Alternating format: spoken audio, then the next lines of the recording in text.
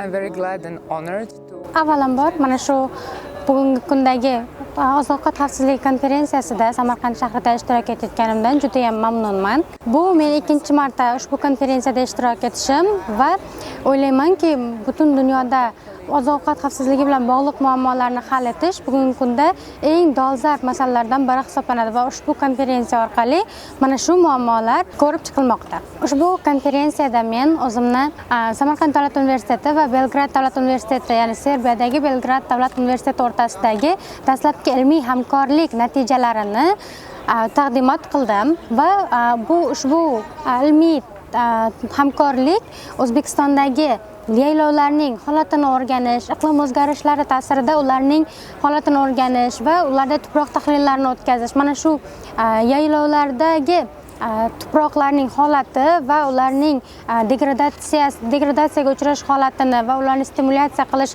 jarayonlarini o'rganish bo'yicha tadqiqotlar olib bormoqdamiz. Konferensiyada men butun dunyodagi turli davlatlardan bo'lgan professorlarning oziq-ovqat xavfsizligiga oid bo'lgan turli topiklardagi prezentatsiyalarini va ularning tadqiqot natijalarini eshitishga muvaffaq bo'ldim va bu men uchun juda ham muhim imkoniyat edi va o'ylaymanki, kelgusi yilda ushbu konferensiyaning ko'lami yanada kengayadi va bu yerda ishtirok etadigan chet ellik olimlarning soni va salmog'i yanada oshadi, chunki bu oziq-ovqat xavfsizligi bugungi kundagi eng dolzarb masalalardan biri hisoblanadi. Thank you very much.